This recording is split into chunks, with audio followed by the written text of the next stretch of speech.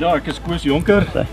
Ek speel vir Sasol Secunda Rolbalklub. Dit is my 8ste jaar wat ek gekies is vir die Wets.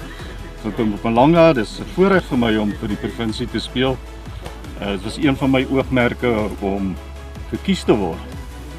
En ja, ek is trots op myself en ons behoort hierdie jaar by die Wets goed te doen. Ek verwag ons gaan goed doen. Ons is 'n groep wat goed speel, ons kuier lekker saam, ons speel lekker saam. En vir my om deel te wees van rolbal beteken ek is deel van 'n groep sportmense en sportvroue wat die spel speel om te geniet en mekaar te ondersteun, mekaar lekker sosiaal saam te kuier. Dankie.